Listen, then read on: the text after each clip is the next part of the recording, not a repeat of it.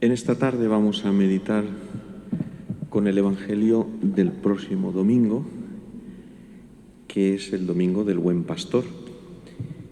En este año se nos propone en la liturgia unos pocos versículos del capítulo 10 del Evangelio de San Juan, que es donde aparece la figura del Buen Pastor. Los versículos 27 al 30, que dicen así: Mis ovejas escuchan mi voz, y yo las conozco, y ellas me siguen. Y yo les doy la vida eterna, no perecerán para siempre, y nadie las arrebatará de mi mano. Mi Padre, lo que me ha dado, es mayor que todo, y nadie puede arrebatarlas de la mano de mi Padre. Yo y el Padre somos uno. Para entender mejor estas palabras, conviene saber en qué contexto las pronunció Jesús. Se estaba celebrando la fiesta de la dedicación. Es una fiesta importante en el calendario judío en el que se conmemora la dedicación del templo. Era invierno y Jesús se encontraba en el pórtico de Salomón. El templo estaba rodeado de pórticos y el pórtico de Salomón daba a la parte oriental del templo. Y estaba cerrado por una parte, por la parte exterior, de tal manera que así protegía de alguna manera del frío y del viento que soplaba gélido en aquellas fechas de invierno. Allí es donde habitualmente los rabinos se reunían para explicar a sus discípulos o a todas las personas que se acercaban a ellos algún aspecto de la ley. Ven a Jesús las autoridades del templo y entonces se dirigen a él, planteándole una pregunta: ¿hasta cuándo nos vas a tener en suspenso? Si tú eres el Mesías, dínoslo francamente.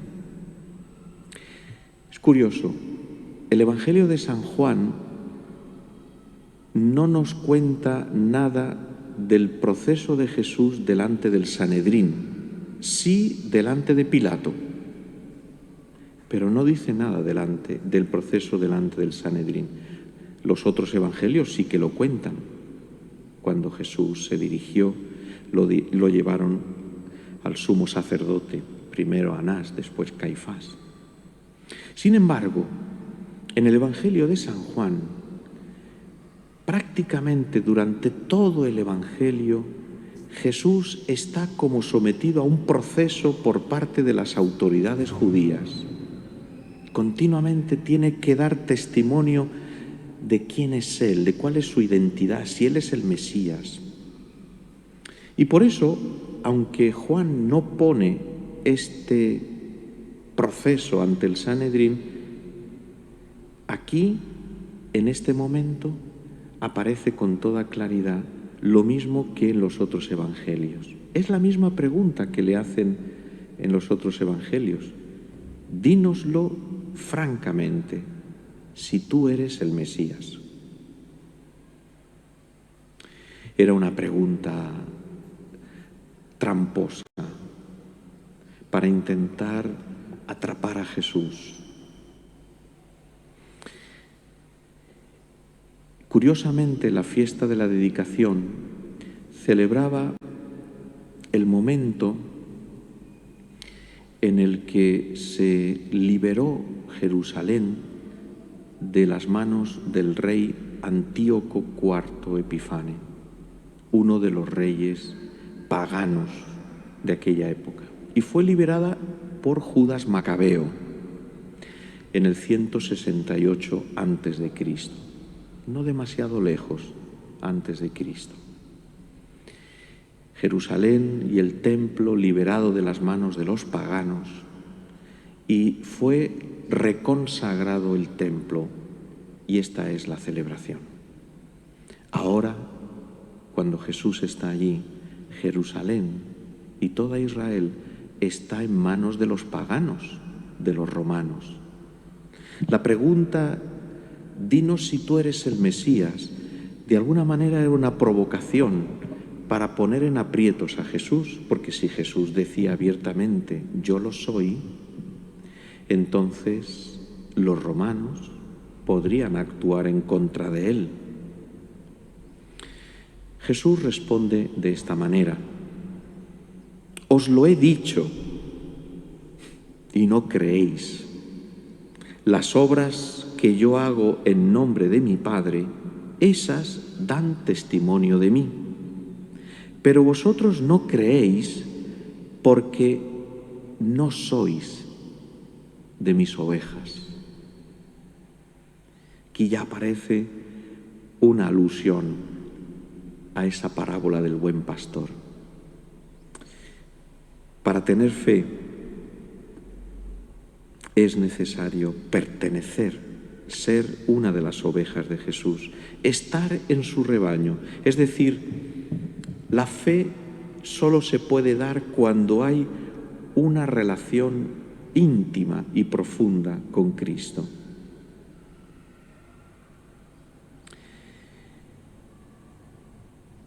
Para creer hay que tener esa afinidad espiritual, haberse dejado salvar por Cristo y pertenecer a su rebaño, es decir, estar en la Iglesia.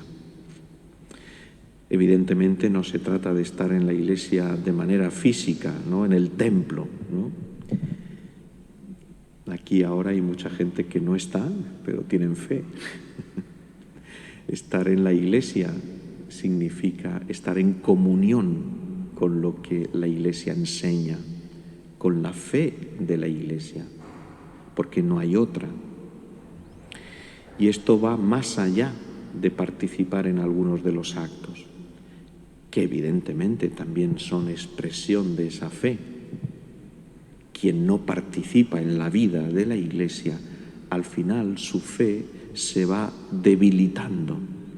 Es como la luz de una vela, de una candela, que al final, al estar continuamente expuesta a la intemperie, al frío y al viento de fuera, al final acaba apagándose, como ocurre en tantas personas que tenían fe y que la han ido poco a poco debilitando y perdiéndose.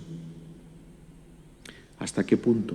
No lo sabemos, porque siempre queda un rescoldo, siempre queda algo en lo que después el Señor puede volver a encender esa llama que se recibió el día del bautismo. Ahora empiezan las palabras de Jesús que vamos a meditar. Mis ovejas escuchan mi voz, dice Jesús. Jesús, mediante 3 verbos, explica cuál es la relación que hay entre el pastor y las ovejas, es decir, entre Cristo y nosotros. Son estos 3 verbos. Mis ovejas escuchan mi voz, yo las conozco y ellas me siguen. Hay una correlación entre estos versículos que están al final del capítulo 10 y los primeros versículos. La primera característica es escuchar la voz. Dice al principio de este capítulo 10 Jesús: cuando ha sacado todas las suyas del aprisco, del redil, camina delante de ellas, y las ovejas lo siguen porque conocen su voz. El buen pastor le abre el guarda, y las ovejas atienden a su voz, y él va llamando por el nombre a sus ovejas y las saca fuera.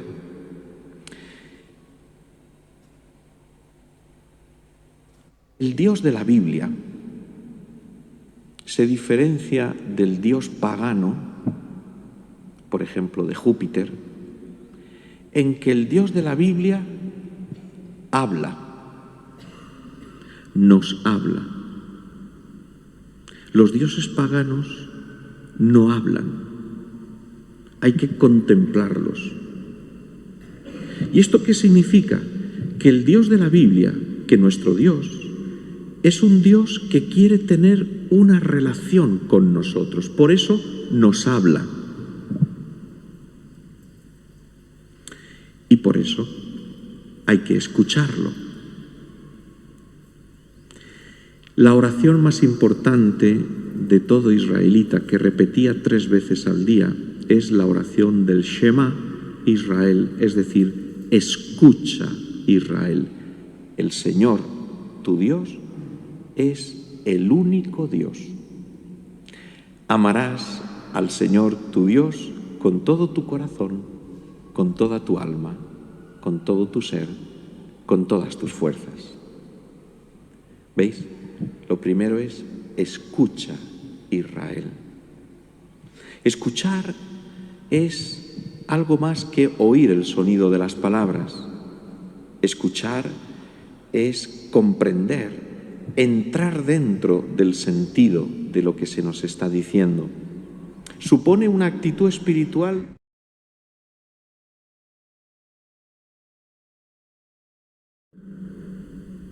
¿Cuántas veces nos pasa?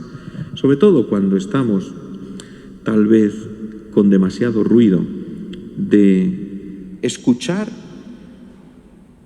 o más bien oír pero no escuchar, porque no prestamos atención o porque no nos importa lo que nos están diciendo o porque tenemos prisa o porque estamos preocupados por algún asunto y entonces oímos pero no escuchamos.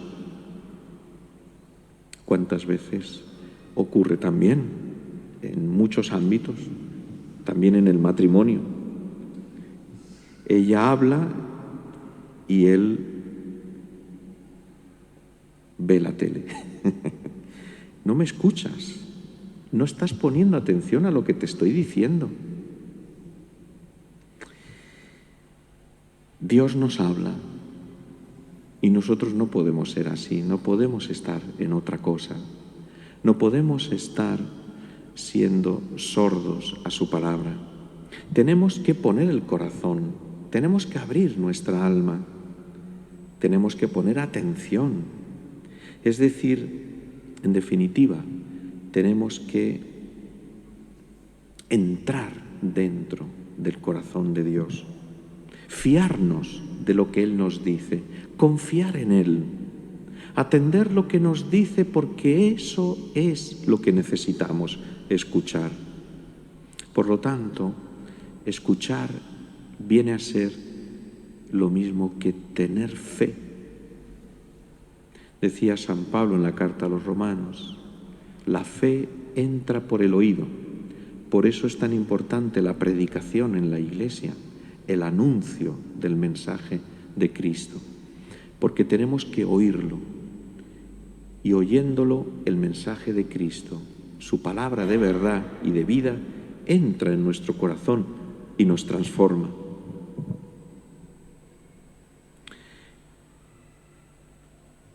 ¿Qué es lo que tenemos que escuchar?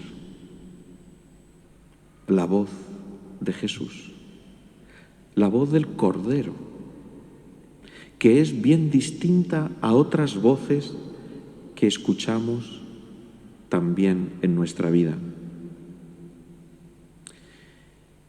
Hoy en día hay mucho ruido, no solo desde el punto de vista material, ruido en el ambiente, en la calle, ruido por todas partes, sino más bien hay un ruido espiritual. Es ese ruido de tantos mensajes, de tantas cosas, de tantas palabras. Todo el mundo habla y habla y habla y habla mucho. Y nosotros escuchamos demasiado todas esas voces.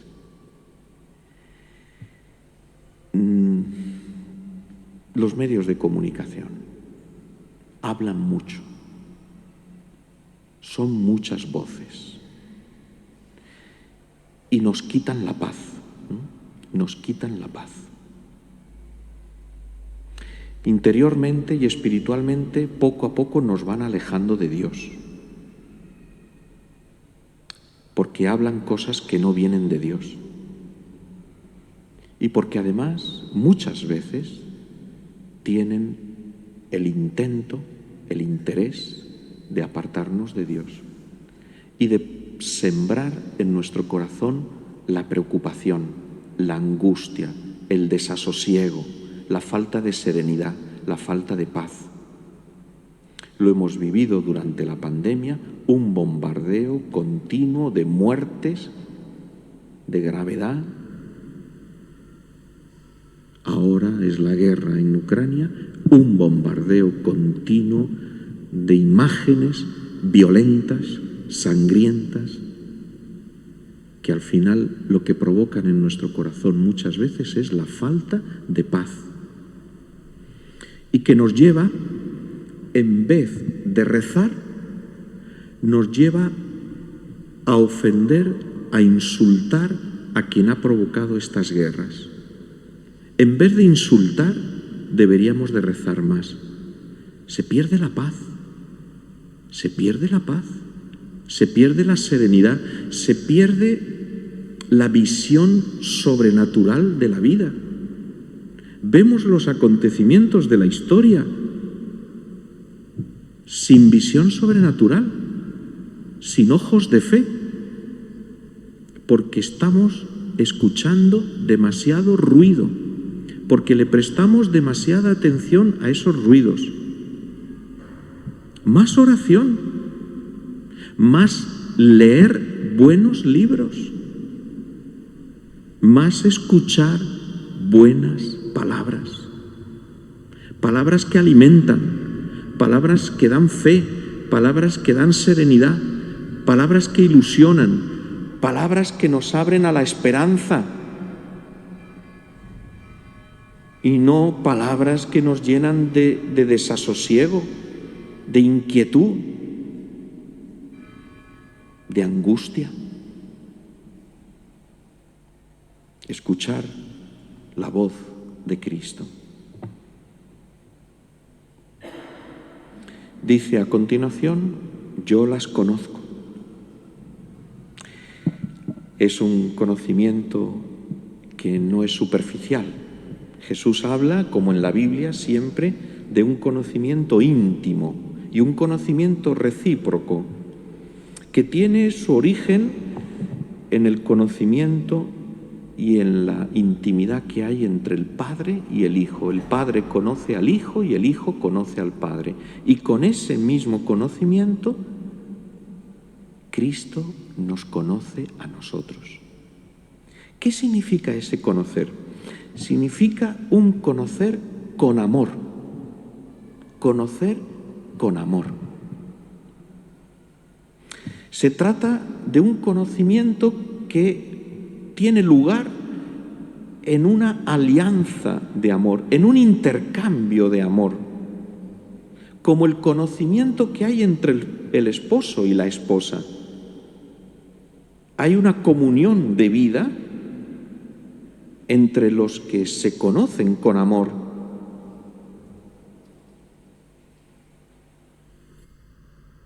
Yo soy el buen pastor que conozco a las mías y las mías me conocen.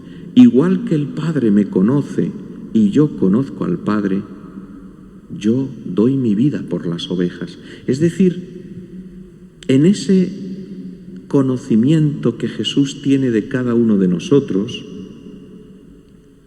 se nos manifiesta hasta qué punto Jesús está enamorado de cada uno de nosotros. ¿Tú lo has pensado alguna vez? ¿Te has parado, te has detenido a considerar este pensamiento? Que Jesús te conoce con amor. No te conoce de manera superficial, no te conoce desde el aspecto exterior, de la apariencia. A Jesús no le interesan las apariencias. Mira qué pelo lleva, mira qué traje. No, eso no. A Jesús le interesa conocernos con amor, como somos en verdad, porque el amor abre los ojos del entendimiento para conocer las cosas como son en verdad. Hay una frase común que repetimos con frecuencia cuando dice que el amor es ciego. Seguramente, si es ciego, no es amor. Puede ser pasión, puede ser emoción, pero el amor verdadero nunca es ciego. El amor verdadero abre los ojos para ver las personas y las cosas con otros ojos, con los ojos de Dios. Dios te conoce, Dios te conoce mejor que nadie, te conoce mejor que tú mismo. Cuando tú te desanimas, cuando tú te desesperas, cuando tú te impacientas, cuando tú te enfadas contigo mismo, es porque no te conoces. Dios sí que te conoce y Dios tiene paciencia contigo y Dios te quiere a pesar de los pesares y Dios sabe esperar porque te ama y porque te conoce con amor. Y termina el tercer verbo: y ellas me siguen. Seguirlo a Jesús significa entregar la vida. No se le puede seguir a Jesús de lejos. No se le puede seguir a Jesús a medias o solamente hasta un cierto grado o hasta un límite. No se le puede seguir a Jesús solamente cuando tengo tiempo, porque tengo otras cosas que hacer, otras ocupaciones, otras responsabilidades, otras necesidades. Y entonces me falta tiempo para atender a Jesús. No, seguir a Jesús significa una entrega total de nuestra persona y de nuestro tiempo, con todo lo que somos y con todo lo que tenemos. Señor, somos tuyos, te pertenecemos y nos entregamos a ti. Y no hay nada en nuestra vida que quede fuera de ese seguir a Jesús. Mira, Jesús, yo te sigo, pero los fines de semana no. Yo te sigo, pero el domingo no. El domingo me lo reservo para mí. Yo te sigo, pero el dinero no, porque el dinero lo necesito, porque necesito tener seguridad, porque el futuro es incierto. Yo te sigo, pero todas las relaciones con mis amigos no. Yo te sigo, pero mis planes no. ¿Qué manera de seguir a Jesús sería esa? No sería un seguir a Jesús, en realidad. Seguir a Jesús es entregarlo todo.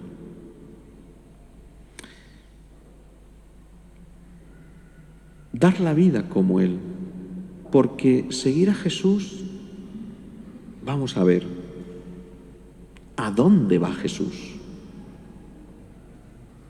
¿A dónde va? ¿Seguirlo a dónde?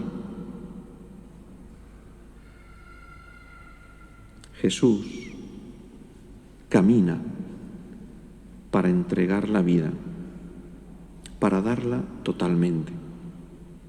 Por eso, en el Evangelio dice claramente: el que quiera seguirme, que cargue con su cruz y me siga. No se puede seguir a Jesús pensando que Jesús va derecho a una vida egoísta.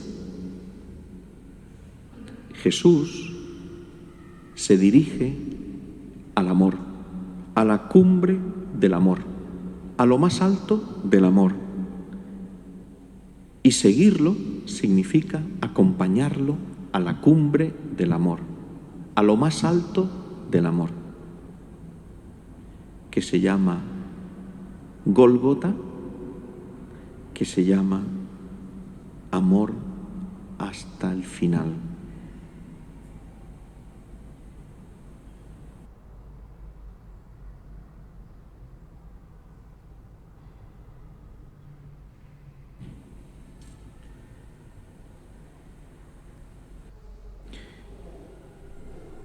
¿Y qué es lo que nos da Cristo? Al que le sigue, le da la vida eterna. ¿Por qué? Porque Jesús entrega su vida para comunicárnosla. Jesús no retiene su vida de manera egoísta, no se busca a sí mismo, no vive para sí mismo, no piensa en sus cosas, no piensa en Él, no piensa en su beneficio, no piensa en su bienestar, no piensa en su salud, no piensa en su vida en la tierra placentera, cómoda, fácil. Jesús da su vida por nosotros, para que nosotros participemos en su vida, tengamos su misma vida, vivamos su misma vida.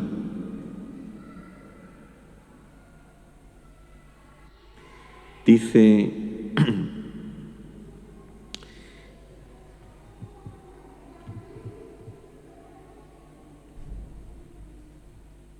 yo soy la puerta, quien entre por mí se salvará y podrá entrar y salir y encontrará pastos.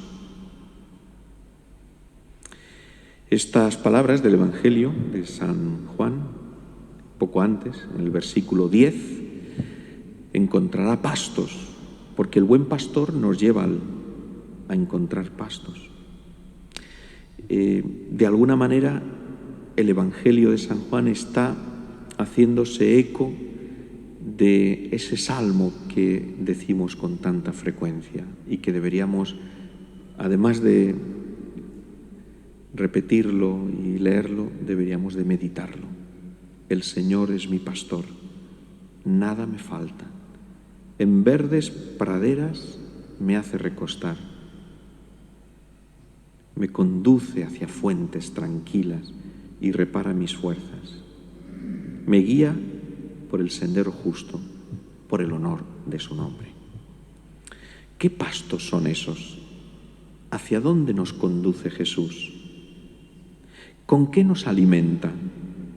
¿Hacia dónde nos lleva a sus ovejas para que seamos esas ovejas hermosas, gordas,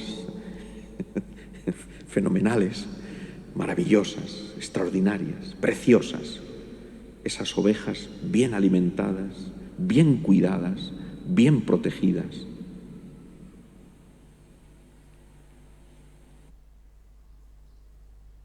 Esos pastos son el amor de Cristo, la vida de Cristo. Con eso nos alimenta, con su cuerpo y con su sangre. Él nos da una vida nueva, Él nos alimenta. Esos pastos abundantes son el amor de Cristo. De Él tenemos que vivir, de Él nos tenemos que alimentar.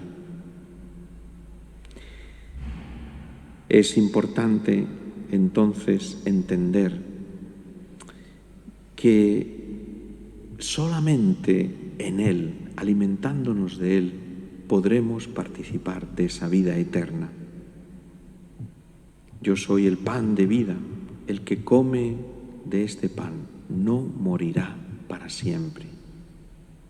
Por eso, a continuación, terminando ya estos versículos del Evangelio, dice: no perecerán para siempre y nadie las arrebatará de mi mano.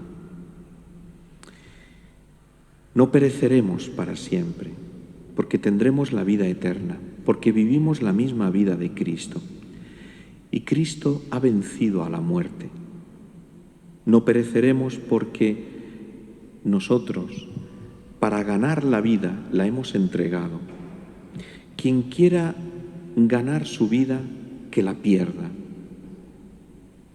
Quien quiera perder su vida, que se busque a sí mismo, que viva solamente pendiente de sus cosas, que viva en esa vida egoísta, aislada, pobre, mezquina, fría, de indiferencia.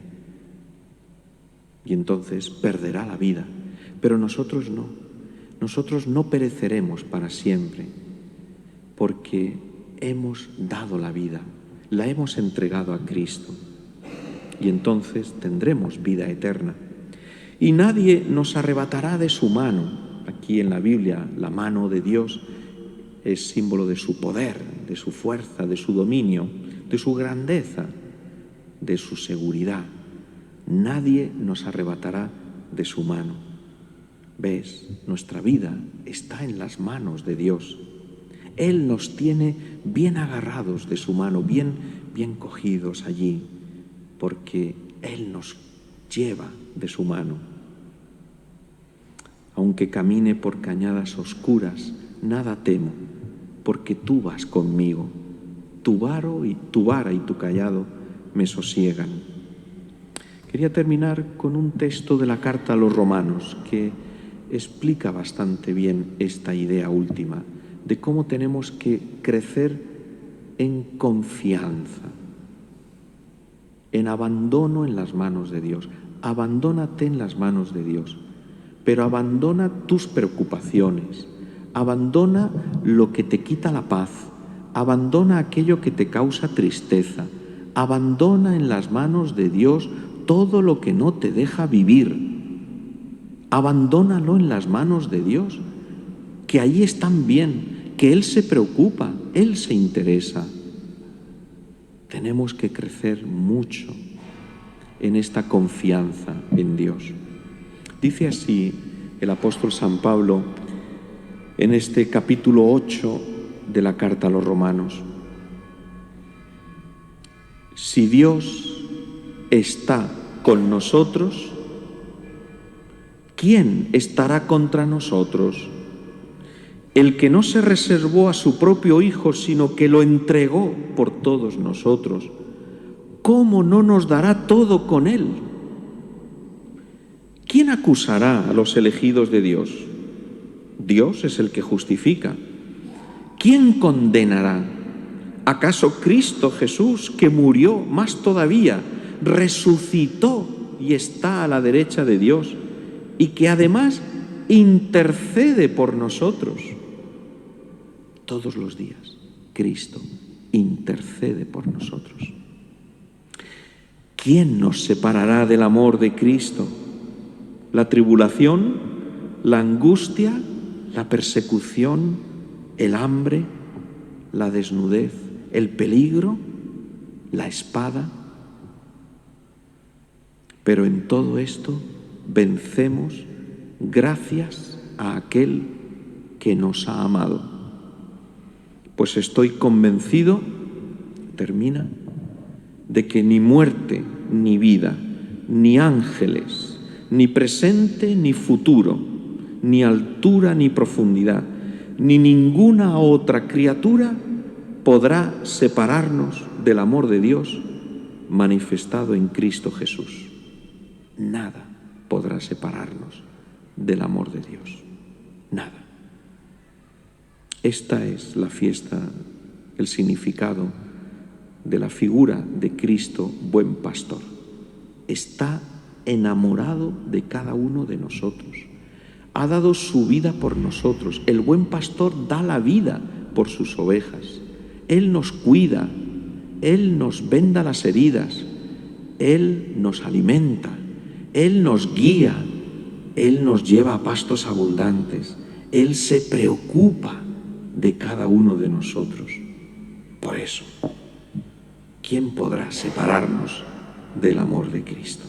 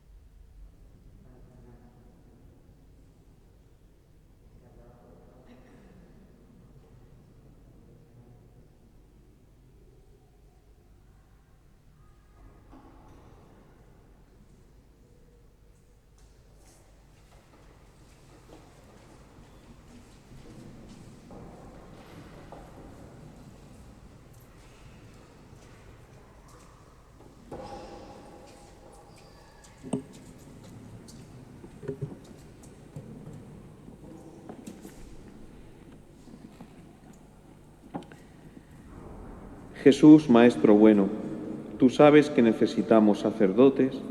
Suscita en nuestra Iglesia de Orihuela Alicante una nueva primavera de vocaciones sacerdotales. Atrae hacia ti a niños y jóvenes generosos que, formándose en nuestro seminario, sean un día enviados como tus ministros. Buen pastor, fortalece a los que elegiste y ayúdalos a responder plenamente a tu llamada. María Inmaculada, Madre de las vocaciones, ruega por nosotros. Amén.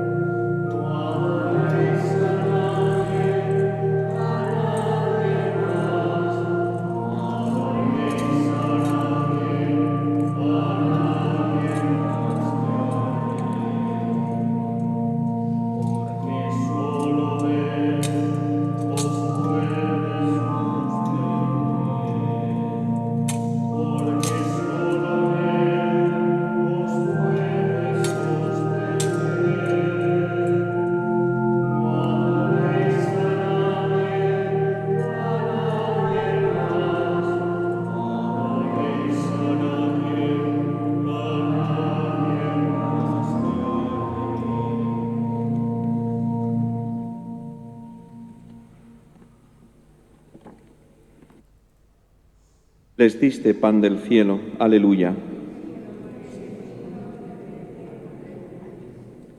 Oremos. Oh Dios, que en este sacramento admirable nos dejaste el memorial de tu pasión, te pedimos nos concedas venerar de tal modo los sagrados misterios de tu cuerpo y de tu sangre, que experimentemos constantemente en nosotros el fruto de tu redención. Tú que vives y reinas por los siglos de los siglos.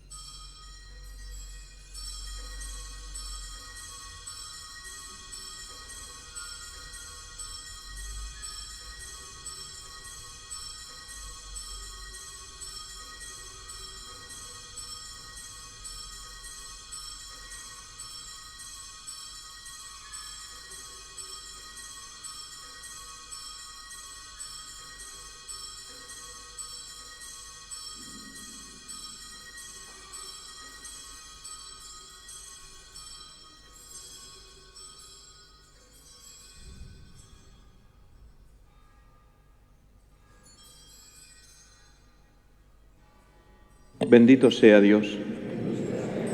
Bendito sea su santo nombre. Bendito sea Jesucristo, Dios y hombre verdadero. Bendito sea el nombre de Jesús. Bendito sea su sacratísimo corazón. Bendita sea su preciosísima sangre. Bendito sea Jesús en el santísimo sacramento del altar. Bendito sea el Espíritu Santo Paráclito. Bendita sea la excelsa Madre de Dios, María Santísima. Bendita sea su Santa Inmaculada Concepción. Bendita sea su gloriosa Asunción. Bendito sea el nombre de María, Virgen y Madre. Bendito sea San José, su castísimo esposo. Bendito sea Dios en sus ángeles y en sus santos.